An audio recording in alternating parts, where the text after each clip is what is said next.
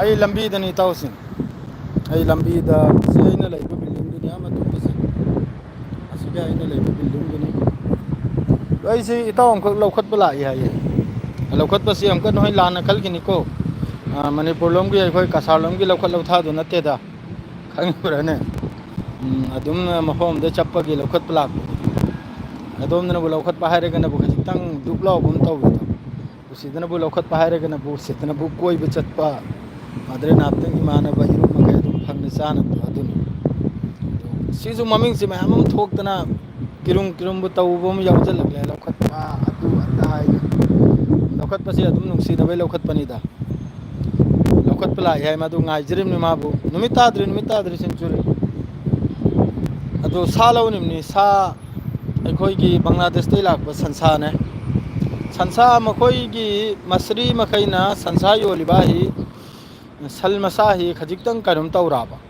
ꯇꯥꯡꯉꯤ ꯑꯗꯨꯏ ꯃꯊꯛꯇ ꯁꯥ ꯑꯃꯨꯛꯀ ꯁꯟ ꯃꯆꯥꯒꯤ ꯑꯣꯏꯔꯤꯕ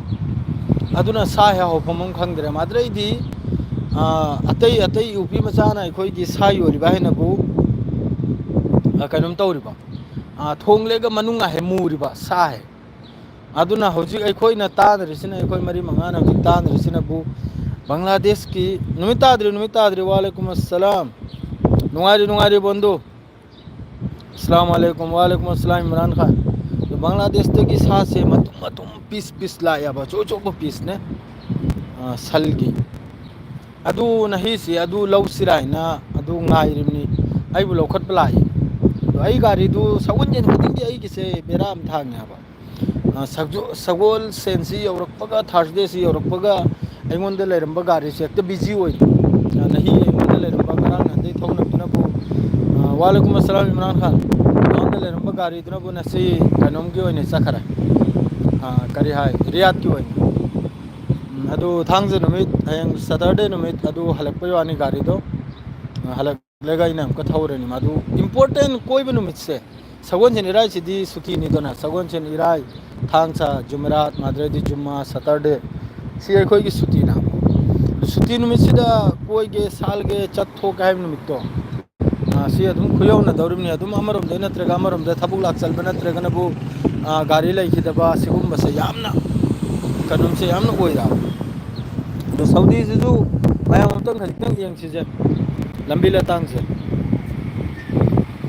ꯁꯤ ꯑꯍꯩ ꯃꯃꯥꯡ ꯍꯥꯏ ꯕꯀꯥꯂꯥꯅꯤ ꯑꯩꯈꯣꯏ ꯄꯣꯠ ꯆꯩ ꯆꯥꯐꯝꯅꯤꯀꯣ ꯄꯔꯣꯊꯥ ꯇꯣꯊꯥ ꯃꯗꯨ ꯁꯤꯅꯕꯨ ꯁꯤ ꯄꯥꯔꯀꯤꯡꯁꯤꯗꯤ ꯕꯟ ꯇꯧꯈ꯭ꯔꯦ ꯑꯗꯨꯗ ꯁꯤꯒꯤ ꯕꯤꯜꯗꯤꯡꯁꯤꯗꯅꯤ ꯑꯩꯅ ꯂꯩꯔꯤꯗꯨꯅꯕꯨ ꯁꯦ ꯑꯍꯩ ꯃꯃꯥꯡ ꯍꯥꯏꯅꯕꯨ ꯍꯣꯁꯄꯤꯇꯥꯜ ꯃꯃꯥꯡꯗ ꯍꯥꯏ ꯍꯣꯁꯄꯤꯇꯥꯜꯒꯤ ꯁꯤꯅꯕꯨ ꯑꯩꯅ ꯂꯩꯔꯤꯕ ꯕꯤꯜꯗꯤꯡꯗꯨꯅꯤ ꯑꯗꯣ ꯑꯃꯗꯨꯁꯨ ꯂꯥꯛꯇ꯭ꯔꯦ ꯀꯔꯣꯝ ꯆꯪꯈ꯭ꯔꯕꯅꯣ ꯈꯪꯗꯦꯀꯣ ꯑꯃꯦꯔꯤꯀꯥꯗ ꯀꯔꯤꯅꯣ ꯄꯣꯛꯈꯥꯏꯕꯒꯨꯝ ꯑꯃ ꯂꯩꯕ꯭ꯔꯣ ꯑꯗꯣꯝꯒꯤ ꯄꯥꯎꯗꯨꯁꯨ ꯇꯂ ꯑꯗꯨꯝ ꯍꯥꯏꯖꯔꯛꯀꯦ ꯍꯧꯖꯤꯛꯇ ꯐꯤꯕꯝꯁꯤ ꯌꯥꯝꯅ ꯆꯥꯗꯕ ꯑꯃꯅꯤ ꯍꯧꯖꯤꯛ ꯅꯥꯜꯂꯞ ꯃꯃꯥꯡꯒꯤ ꯋꯥꯅꯤꯀꯣ ꯀꯩꯅꯣꯝꯒꯤ ꯏꯌꯥꯔ ꯏꯁꯄꯦꯁ ꯌꯦꯡꯉꯨ ꯒꯥꯔꯤ ꯑꯃ ꯂꯥꯛꯑ ꯌꯦꯡꯉꯨ ꯀꯔꯤ ꯒꯥꯔꯤꯅꯣ ꯁꯤꯒꯨꯝꯕ ꯒꯥꯔꯤꯁꯦ ꯃꯥꯅ ꯇꯧꯈꯠꯈ꯭ꯔꯤꯕ ꯌꯦꯡꯉꯣ ꯂꯥꯏꯠꯀ ꯆꯝꯈꯠꯈꯤꯗꯅ ꯃꯥꯏ ꯒꯥꯔꯤ ꯃꯇꯥꯏꯗ ꯑꯩꯈꯣꯏꯅ ꯈꯔ ꯊꯧꯗ꯭ꯔꯦ ꯍꯥꯏꯅ ꯈꯜ ꯃꯥꯜꯂꯦ ꯃꯥꯅ ꯈꯜꯂꯤꯕ ꯍꯥꯏ ꯅꯨꯃꯤꯠ ꯆꯨꯞꯄ ꯊꯧꯗꯅꯇ ꯂꯩꯔꯤꯕ ꯍꯥꯏꯒꯨꯝꯕ ꯒꯥꯔꯤ ꯑꯗꯨꯒꯁꯨ ꯃꯤꯅ ꯑꯣꯚꯔ ꯑꯦꯛꯇꯤꯡꯁꯦ ꯇꯧꯔꯛꯑꯗꯤ ꯃꯤꯠꯇ ꯆꯨꯔꯛꯇꯦꯅꯦ ꯑꯍꯩꯒꯨꯝ ꯒꯥꯔꯤ ꯅꯨꯃꯤꯠ ꯆꯨꯞꯄ ꯈꯨꯌꯧꯅꯗꯅ ꯑꯗꯨꯝ ꯑꯩꯈꯣꯏꯒꯤ ꯆꯥꯛꯂꯨꯛ ꯄꯨꯈꯝꯒꯨꯝꯅ ꯂꯩꯔꯤꯕ ꯍꯥꯏ ꯃꯥꯅ ꯁꯤꯗ ꯊꯧꯖꯤꯜꯂꯛꯂꯦ ꯑꯃꯨꯛꯀ ꯉꯣ ꯉꯥ ꯍꯥꯏꯅ ꯇꯧꯈꯠꯇꯅ ꯑꯐꯥꯎ ꯑꯔꯤꯝ ꯁꯥꯒꯠꯂꯤꯕ ꯅꯨꯡꯁꯤꯔꯛ ꯇꯥꯕ ꯄꯥꯎꯁꯦ ꯃꯌꯥꯝ ꯑꯃ ꯂꯩ ꯃꯈꯣꯏꯒꯤ ꯍꯧꯖꯤꯛꯀꯤ ꯂꯥꯟ ꯂꯦꯞꯄꯒꯤ ꯋꯥꯗꯨꯁꯨ ꯀꯇꯔ ꯂꯣꯝꯗꯒꯤ ꯑꯗꯨꯁꯨ ꯌꯥꯔꯛꯈ꯭ꯔꯕꯅꯤ ꯍꯧꯖꯤꯛ ꯐꯥꯎꯗ ꯑꯗꯨ ꯃꯈꯥ ꯇꯥꯕ ꯆꯠꯊꯗ꯭ꯔꯤꯀꯣ ꯑꯗꯣ ꯍꯧꯖꯤꯛ ꯂꯥꯟ ꯂꯦꯞꯄꯒꯤ ꯇꯟꯖꯥꯁꯤꯗꯁꯨ ꯉꯁꯤꯒꯤ ꯌꯥꯝ ꯁꯥꯊꯤꯅ ꯃꯤꯁꯤ ꯒꯖꯥ ꯃꯅꯨꯡꯁꯤꯗ ꯌꯥꯝ ꯁꯥꯊꯤꯅ ꯃꯤꯁꯤ ꯁꯤꯈ꯭ꯔꯕ ꯌꯥꯝ ꯁꯥꯊꯤꯅ ꯉꯁꯤꯁꯨ ꯆꯥꯛ ꯂꯧꯐꯝꯗ ꯃꯤ 38 ꯃꯥꯗ꯭ꯔꯩꯗꯤ ꯑꯄꯨꯟꯕꯗ ꯐꯤꯂꯤꯁꯇꯤꯅꯤ ꯃꯤ 73 ꯑꯁꯤꯅꯆꯤꯡꯕ ꯌꯥꯝ ꯁꯥꯊꯤꯅ ꯉꯁꯤꯁꯨ ꯉꯁꯥꯏꯒꯤ ꯂꯦꯞꯄꯒꯤ ꯐꯤꯕꯝꯁꯤ ꯌꯧꯔꯛꯄꯗꯅꯦ ꯑꯂꯣꯏꯕꯤꯒꯤ ꯑꯩꯈꯣꯏꯅ ꯉꯥ ꯂꯥꯡ ꯈꯣꯝꯖꯤꯟꯗ꯭ꯔꯣ ꯉꯥ ꯂꯥꯡ ꯏꯜꯗ ꯆꯪꯕꯩ ꯃꯇꯨꯡꯗ ꯑꯂꯣꯏꯕꯤꯒꯤ ꯑꯩꯅ ꯈꯣꯝꯖꯤꯟꯗꯅ ꯂꯧꯁꯤꯟꯕꯗꯣ ꯑꯗꯨꯒꯤ ꯃꯑꯣꯡꯗꯅꯤ ꯄꯨꯔꯥ ꯈꯨꯂꯦ ꯃꯦꯗꯥꯟꯗ ꯑꯩꯈꯣꯏ ꯀꯥꯞꯊꯅꯈꯤꯕꯅꯤ ꯈꯨꯂꯦ ꯃꯦꯗꯥꯟꯗ ꯆꯥꯛ ꯂꯧꯐꯝꯗ ꯉꯥꯏꯔꯤꯕ ꯃꯤꯑꯣꯏꯗꯣ ꯀꯔꯤꯝꯇ ꯑꯩꯈꯣꯏꯒꯤ ꯀꯩꯅꯣꯝ ꯇꯧꯗꯕꯤꯗ ꯑꯣꯔꯗꯔ ꯀꯔꯤꯝꯇ ꯌꯥꯎꯗꯕꯤꯗ ꯂꯥꯎꯊꯣꯛ ꯈꯣꯡꯗꯣꯛꯇꯕꯤꯗ ꯍꯦꯛꯇ ꯀꯥꯞꯄꯤꯕꯅꯤ ꯅꯣꯡꯃꯩ ꯑꯁꯨꯛ ꯌꯥꯝꯕ ꯃꯤ ꯇꯤꯜꯈ꯭ꯔꯤꯗꯣ ꯑꯗꯨꯏ ꯃꯔꯛꯇꯨꯗ ꯑꯗꯣ ꯍꯧꯖꯤꯛ ꯂꯦꯞꯄꯁꯤꯗꯤ ꯂꯦꯞꯄꯒꯤ ꯂꯥꯎꯊꯣꯔꯛꯇ꯭ꯔꯤꯀꯣ ꯍꯧꯖꯤꯛ ꯐꯥꯎꯕ ꯃꯈꯣꯏꯅ ꯑꯗꯨꯝ ꯑꯦꯛꯁꯦꯞꯁꯤꯗ ꯇꯧꯈ꯭ꯔꯤꯕꯅꯦꯕ ꯍꯧꯖꯤꯛ ꯐꯥꯎꯗ लाउथोरक्तरी अदुक नुमित्तगी लेपनी खोलेन असिगी मरक्सिदा मखोइना तौखरिबा मयामसिदि पुरा वेस्ट बेंग दे होना गाजा दे होना लोइना मनुंग मखैसे लोइना नैथोइबने हुजि आई कई मरीदा अदुना याम साथीना मिसी शहीद होइबगी वानी मनुंग सिदि याम साथीना खजिकता नते यामना साथीना शहीद होइबगी वानी को याम साथीना खजिगराक्ता नते हारिसे अदु सोमदगी हजिक पाव ईरान की एयर स्पेस थिंबगी वानी हजिक नालुकी मवांगी पावनी को नॉर्थ का मात्रेदी ईस्ट का मफम अनी से थिंजलबगी वाना बा हजिक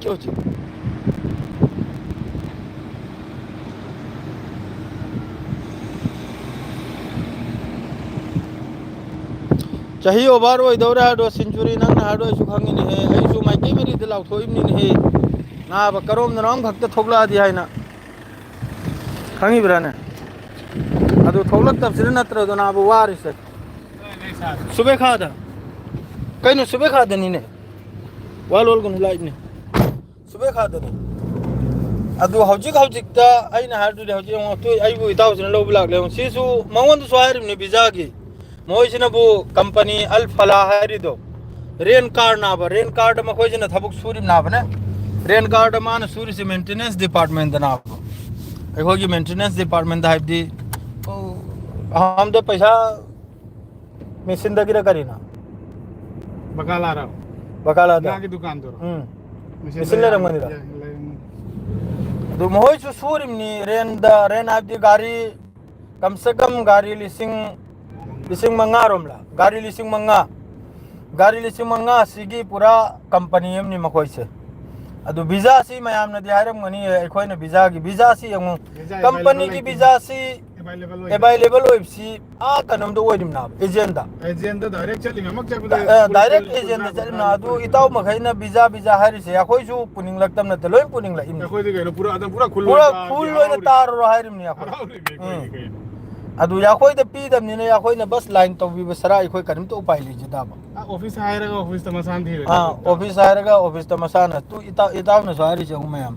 अदु कोंगाय म होजे अदुम लाउरे वीजा ना अपंग बगुमना कना बुम्बे त वीजा लय आपने लय अदु लय बेदो मसा ना महम दो हायरे चपता इदो ना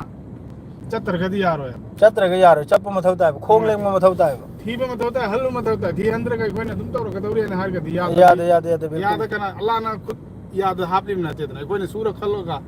ताला चारी में माने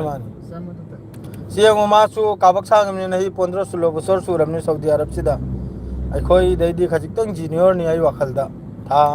चाही अमा गुंबा जूनियर रम बया नंग एगा कनान हाली एना हालब्रा 2007 रा नंग लाइका तो नंग क्या दना और माना 2009 दा इन 2007 दा इन खजितंग सीनियर नि 35 years हेन ग्रेडी यादे हाइदुदी मादु हेन ग्रेडी यादे आने नंग ना तुम युम द फमनर लैरिमना करिगनो नंग दिल्ली बुम्बे थोकलो उदना याबे यादव तो तुंगदनी नंग दिल्ली बुम्बे थोकलो एजेंट की नंबर दु नंग द पीत राइना नंग फोन तवाबा एजेंट में को फोन तवनो आबा अदु को मोय बुलाइन तवलो आबा पैसा लुपा लिसिंग मंगा त्रवात प्रो येंग लकाबा वरिमनी सामी जो कोई तो हेल्थ तो बदे ले याबा नंग लुपा लिसिंग मंगा त्रा कुलवात दो हयंग नंग सिरि लायगा पैसा दा लगे कोई दु सिंग बयाइबा नंग बो हा मगिदि पुखलक पर कोई जिम्मेदारी नाबा अदु नंग युम द फमनर लेरेगा चाही 15 सुरे चाही 15 सुरे हरगा नंगोंद नयुम द बिजा थिलक लोइने सेंचुरी नंग सिम ज्ञान तावने एनी मी नयुम द कनाम त्र बिजा थिलक लोइ नकोई में इन थोकलेगा दिल्ली बुम्बे की एजेंट दा थोकलेगा लंबी सिलाल करे मान खिरे चल सिदा मान दे चप यार आदे ने चपला की थोकलक लेगा अदु इसाना होत नरेगा जसा थबुक सु कोई गदोरिमनी अदु फरे बिजा की दे तुंगदा वारी दु नाय खो बिजा की दु इंशाल्लाह इन सोय दम के लाइन हम तौने दि टेंशन लो करी थबक न कोई न हाई नरी से थबुक तो नि इंपोर्टेंट हो सेंचुरी नंग थबुक हाई से करी थबुक नो कम तोरी नुंगारी अब्बास मी सामनी येंगी से ना बा इन बदुना तेदा मथौता मीजिंग दो थबक माने थबक तो सेंचुरी नंग न हाई से करी थबुक न हाई तो सागी प्रैक्टिकल तो करी न साना हाई जरी तो लारी ला सुता हाई रगा दिया ला सुता न दिया रे पे खुद खुद के थबुक सोई मथौता है करी थबुक न हाई भी रखलो मैं हम हाई नरी से ꯑꯍꯥꯟꯕꯗ ꯊꯕꯛꯇꯨꯗꯒꯤ ꯅꯁꯥꯅ ꯅꯁꯥꯒꯤ ꯂꯥꯏꯔꯤꯛꯀꯤ ꯊꯕꯛꯇꯨꯗ ꯑꯣꯟꯁꯤꯟꯈꯤꯗꯧꯔꯤ ꯃꯥꯅꯦ ꯊꯕꯛꯇ ꯂꯥꯛꯄ ꯃꯥꯅꯦ ꯑꯍꯥꯟꯕ ꯊꯕꯛꯇ ꯂꯥꯛꯄ ꯃꯊꯧ ꯇꯥꯏꯌꯦꯕ ꯑꯗꯨꯗꯒꯤ ꯇꯂꯣꯞ ꯇꯂꯞ ꯅꯪꯒꯤ ꯄ꯭ꯔꯣꯃꯣꯁꯟ ꯐꯪꯅꯩꯗꯧꯔꯤ ꯄ꯭ꯔꯣꯃꯣꯁꯟ ꯐꯪꯅꯈꯤꯗꯧꯔꯤꯕꯅꯤ ꯃꯥꯅꯦ ꯑꯁꯦꯡꯕꯅꯤ ꯑꯩ ꯏꯁꯥ ꯈꯨꯠ ꯀꯔꯝꯍꯥꯏꯅ ꯂꯩꯔꯝꯃꯤ ꯀꯔꯤꯗ ꯀꯔꯤ ꯑꯣꯏꯔꯛꯏ ꯑꯗꯨꯅꯤ ꯀꯁꯤꯗ ꯆꯣꯞꯅꯤꯡꯉꯥꯏ ꯀꯩꯁꯨ ꯂꯩꯇꯦ ꯐꯥꯔꯁꯇ ꯂꯥꯛꯏ ꯑꯩ ꯃꯦꯀꯥꯅꯤꯛꯇ ꯂꯥꯛꯏ नजीर ꯁꯨꯔꯠ ꯆꯍꯤ अहमद ꯅꯤꯄꯥꯜ कका नसीर नाहक की नंबर अमुक्त हाइरो नंबर आई ममांग की वीडियो दा पीखरमनी ताओ नंबर याम साथिन पीखरमनी सनलेन ब सनलेन ब है वार्ग पाव दूसरी के I need mobile number please okay computer की थबक ती है ये कंप्यूटर की थबक से करी थबक ना बा है कंप्यूटर की थबक से करी थबक ना बा है से अदुने न हंगी से कंप्यूटर की थबक से करी थबक ना बा मी जाय नमाज करा पूदने चली नमाजी मी करा जे कंप्यूटर की थबक से करी फो ना बा कंप्यूटर दु हजि लोइमक सो ये कंप्यूटर दु आईटीआई न लेरी प्रोग्रामिंग हाइन लेरी अचो अचो बादु माइदुने खोई की आदा फोटो प्रिंट तौबगी कॉपी तौबगी अदुदी सिदे यादरे अदुरी लोइमक सो हेरे सिदा प्रोग्रामिंग गुम बदला बोदी हां अदु बोदी फजना logistic line e-commerce platform operation manager नि आई logistic line e-commerce logistic line दुदी अदुदी याय अदुसु नंग न लाकलेगा लॉजिस्टिक तो डायरेक्ट फंग याबा नंग चंगलक लेगा अदुसु नंगी हुनर दो यंग लेगा नंगी लेवल दो हाइगला करमनि नायाम्बा ननाव नसिरै खोइजु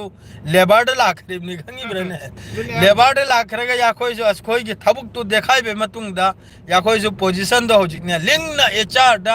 आर चीफ इंचार्ज हाइना फमलिमनि या खोइजु अदुगा लोगेदा गाड़ी सु थवौरिमनि अदु सिदा पुनमक असम जै पोस्ट की थबुक इन ने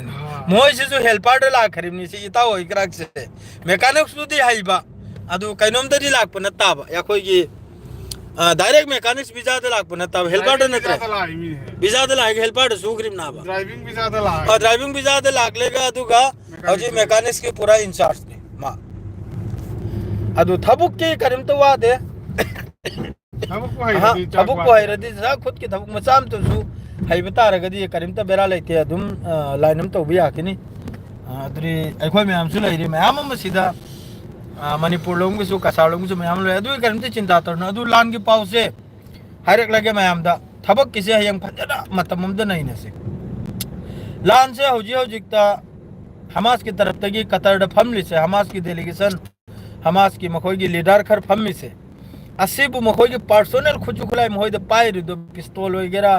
ना होय नोंमै वगैरह अदु मखैदु अथुबदा कैनोम तौसिनी खोय की सिलेंडर तौसिनी अदु थमनुसिनी अदु थंबे थमदबी एक नंबर दा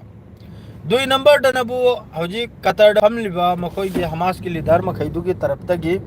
हौजी के महोय की सिस्फायर 60 डेज की सिस्फायर से सिस्फायर लान लेपगी से मासी अहोम दगी अयाबम पिरई अदुम को हजु फावबा डेट फाइनल ओइद्री करिन मितै ओइ गदरम नायना असि की मनुंग सिदा आईडीएफ की तरफ तगी गाजा दा नसी चाक लौबगी नाइद्रन लेबा मी 93 थोयमा सही तौथोकले अपुल बदमी 73 अमगा 93 थोयमगा 73 अमगा सी नहीं की आईडीएफ की तरफ तगी सही तौ खरिमनी गाजा मनुंगदा हौजिक लांची सस्पेयर सी ओइरनी हाइबसी ताबै मतुंगदा आईडीएफसी आरोहन एक्टिव ओइगरा आरोहन strike Gaza मनुंग सुक्ता पिकपी Gaza आइदा full strike ने अदुई मतकदा जे गाजा की मी मखै ना एसी लेब्रा ना कारेन लेब्रा ना थकनिंगा इसिंग लेब्रा करिमता लेते अदुम सरोकते चतन लेरिमनी ओइदगी एते ओइदा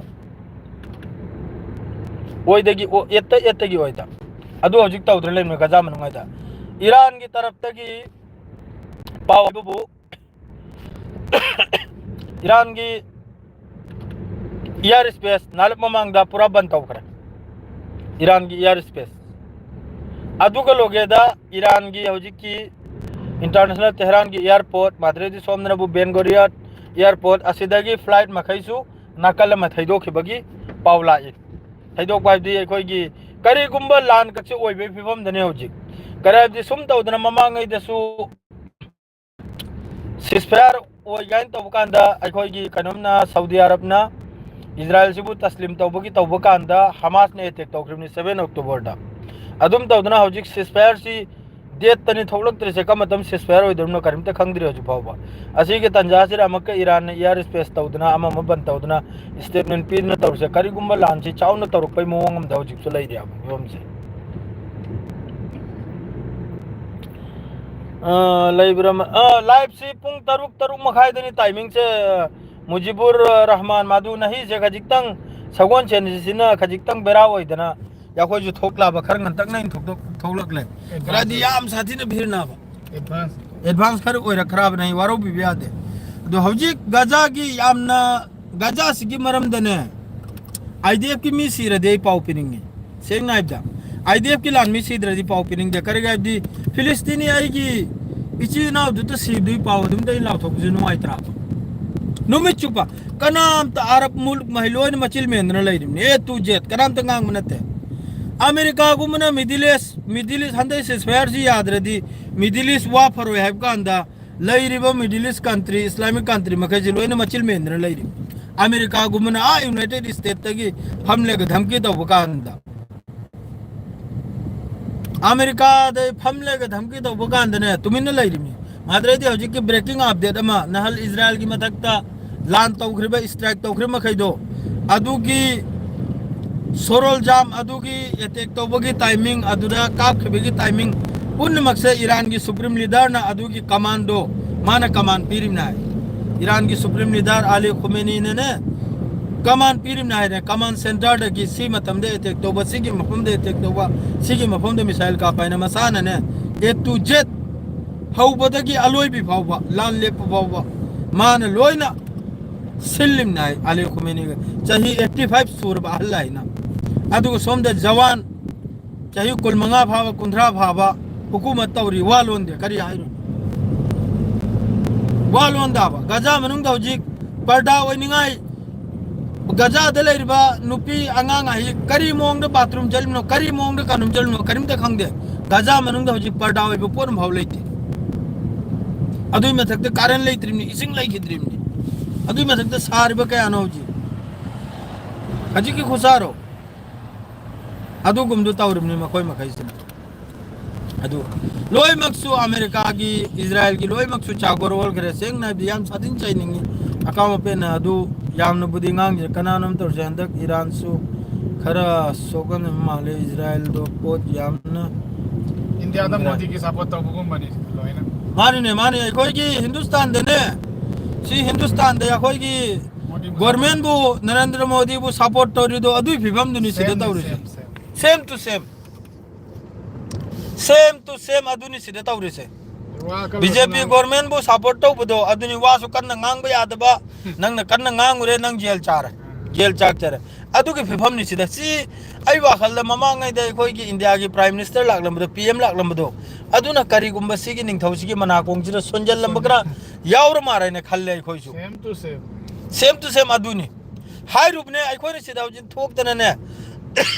मयुंग भाई पंद्रिम नि पलबगा खजितंग कर असी अदुम करी तौरम में ट्रैक तौरम दरम नि से खजिता ने मयुंग पंद्रना हिता अकल बवांगांग दने आई बो हकपत खरना बा माय मिसिंग सिदा लैरे में हम से इंडिया दा अमेरिका दा फोटो हकपत के दाई बु पुखे दरम नि चुम ना खंगी ब्रने अदुना आई खोय दुआ तो बसरा करिम तो उपाय लेते गद्दार नि लोइना गद्दार नि खंगी ब्रने लोइना गद्दार नि मी सुक्याम बा आंगांग अपे पिक प सिरबाय दो बाबा तुमिन लैरिमनि वा मंगांग दिरिमनि अदु सिसफायर सिजु हमास न चाहिरी सिनबु करिनो आबदे मयाम ताबियो हमास न चाहिरी सिनबु परमानेंट सिसफायर होबा खुलायो सु मोय थंबगी हौजि रेडी होय बि चांस तनि लैरि से परमानेंट से मक्ता तो बिउ सिना बस सिसफायर से परमानेंट से हम तो दरकार होय राबा नतरदी कसु नत बिदा अंदा दून अदुम लंबी लतांग चप्पदा सु अदुम नंगोय से काप लाबा अदुम कापतने आई खोय की करी हाय नि कांग हतपै मोंग दनि तौरि से लाइव तो कना सो लागत लाइव तो कना सो वीडियो लाइव नि द्रसी मी चाम है ने यंग ये कई तो वीडियो तो लगा दे अलसी यूट्यूब दलवजल बदु तोंगाल नि अदुनि ताव सिंह मादु आई खोय जो हजि यौजरे मयाम अदु गजा की दमक मयाम दुआ तो बिउ गजा की यामना कंडीशन यामना फत्ते सेंग हाइबदा मादु अमक्तंग सिसफायर से तौबिरजी अते पाव मचा मसु माद्रेदी यूक्रेन गा रशिया गा सु यूक्रेन की तरफ तक रशिया की मनु योमई चंग मई ड्रोन याम साथी ने अटैक तौदुना याम साथी ना रशिया की सोखरमनी अदुसु पाउदु तलब तलब ऐसे हयंग लोमाजी नुमिते करेगा देगी रूम सेम याबने पर्दा कर हापतुन सेम याब फजना ग्रीन पर्दा ने बैकग्राउंड एडिट तौबैदमक्ता अदु ग्राक्तुसे हयंग यंगंजरके अदुन नेने पाउसे फजना मतम जान पिरक पंगमद्रिसे अदु फरे नहीं की दिसवा सिरलो हेलसी ऐसु सालांग लौगनिमनी अदु मयाम बेट कमेंट तौबसिरि याउद्रे अमख कनानुम तौरक्लमे यंगौद्रे डिलीट ओहिरो ऑटोमेटिक